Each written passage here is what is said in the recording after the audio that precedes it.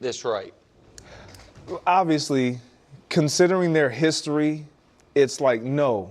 Just thinking about the history of Cincinnati and what they've not done in past times, I would say, no, I don't.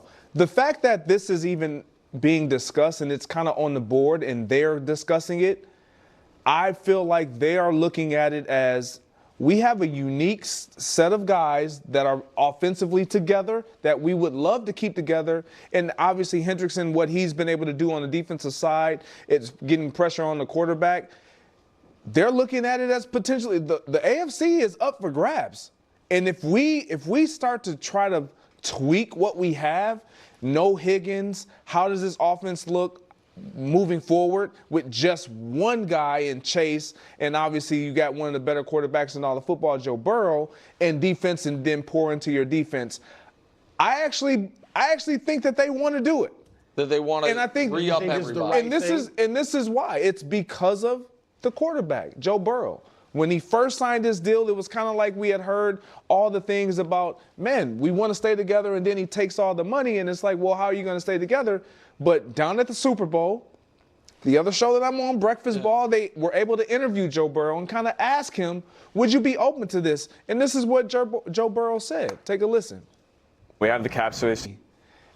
If Joe Burrow wants to get it done, then I feel like you have to give it a shot. If you're the Bengals, if you're looking to do what's right with your team and have a chance to compete at a high level, Pittsburgh obviously had a year that no one thought that they would have, and you didn't have the year that you wanted, but you got to try by starting to keep these guys together. All right, just let me, before you go, Brew, I just want to explain one kind of just cap thing for the audience. Players almost always are willing to restructure what he's talking about, which is it is not taking a pay cut. It is, right, if you are due, I'll just use a round number, $35 million in salary this year, that means $35 million is going to hit the salary cap this year. If they turn that $35 million into a signing bonus, instead of getting it every week, you get it all at once, and then they can spread it out over 4 years, 5 years, whatever. So players, like what Joe Burrow is saying there is, yes, of course, I'm willing to take the money you owe me now rather than over the course of the year. It's not taking less money. It is making it more palatable for now and then kind of kicking that bill down the road a bit. And this is probably where you're going, Nick. I don't think this is necessarily the right way they should be spending their money. You got to pay Jamar Chase, absolutely. I think I would sign Trey Hendrickson, absolutely.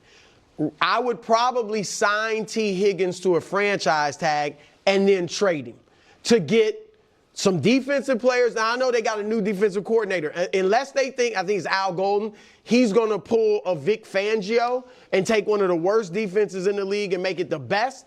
Unless you think that's happening, I think they need to get more players on defense. And even Philly added, they drafted well. They added Zach Vaughn and all that stuff. So, I also think they need a running back. Like, if they can get a top of the line or at least close to top of the line running back, I think they'd be better served. You got Jamar Chase. Other guys showed this year they could be a number 2, number 3 type receivers. I like Yoshivas as a player. Yeah, I mean, Yoshivas is cool, but I love T. I'm just saying Joe Burrow's supposed to be that type of guy that one great receiver should be enough, and then others that are good, solid guys. Yeah, I really wish they'd asked him not will you restructure your contract, but will you take less money so that we can pay these guys, and see if the answer comes out the same.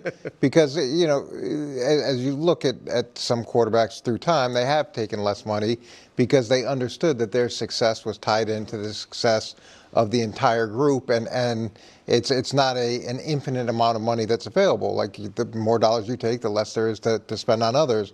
And to be able to keep 3 guys at the price points that they're going to be at, I don't think is realistic, and I don't necessarily feel that it's the best way they should spend their money.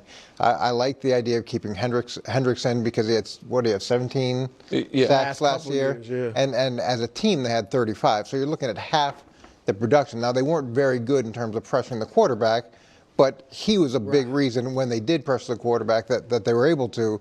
So that should be a priority. And then when you're looking at the 2 receivers, they've got to do whatever they're going to do and not let this linger. Because what's the problem they always have? Slow starts. Slow starts. So let's get whatever they're going to do. Let's have a plan. Let's move forward. Let's get it done. Know what resources you have left, and then start the season with some certainty instead of going to camp where Jamar's sitting out and all the stuff we've seen in the past. All right, so a few things. One, let me say something in fairness to Joe. I think it's incredibly rare for guys to not take as much money as they can the first time they get paid. We've kind of, I'm not talking about you, just as a collective, we've recreated the history on Tom Brady, and that Tom Brady, when he got his first contract, was not yet considered a superstar player, even though he was a champion. And then the first contract he got once he was a star, he was briefly the highest paid guy in the league. It was then after that he got so many contracts that he was not, you know what I mean, taking top of the market. People Did point out. Mahomes do it? Well, Mahomes is such a weird contract because Mahomes. Everyone else was signing 4 or 5 year deals. Mahomes signed a 10-year deal that is structured in the way it's not called fully guaranteed, but it is the guarantees kick in 2 years early on a rolling basis. So he took 10 years of security over the peak of the market and still got $45 million a year. But that's underpaid. I mean, 45 for him, that's way underpaid. Like I give Patrick a lot of credit because the way that he did structure his contract, he easily could have pretty much every single season say, I want to be the highest paid. Yep. But he realizes that there's a bigger picture for him. Now he's in a different spot legacy-wise. Right. There is, to me, I just think, and I just try to be fair. Burrow is chasing different things than Mahomes. Mahomes was like, at that point when he signed that deal, was already a champion and was already in league MVP and was like, okay, I'm trying to be the greatest player of all time and be here forever. Joe Burrow, I feel like, is a guy who's like, man, I'm with a franchise that is shaky on spending money. I've already had my knee blown out. I'm going to sign top of the market, so I don't begrudge him that. I do not trust the Bengals at all to get this right. Not at all. Getting it right would have been signing Jamar a year ago. Like that, that to me was an obvious point they should have done. Oddly, if you didn't have the very special Joe Burrow-Jamar Chase relationship dating back to college, the smartest thing from franchise building is probably re-sign Chase and get a couple first-round picks for Jamar. Like, that's probably because. You mean for Higgins? For T? I said it wrong. No. Re-sign T and trade. If they didn't have that special relationship because he is the younger, better player who is yet to, even hit franchise tag territory. I just think if they tag and trade T. Higgins, I think they'll get 1 second-round pick. If they were to trade Jamar, I think they'd get 2 number ones. Wow, you would trade Jamar? I wouldn't because they have this special relationship, the quarterback and the wide receiver. What I'm saying is, from a franchise building perspective, I think that would be smarter. I think the most insane thing they could do is sign them both.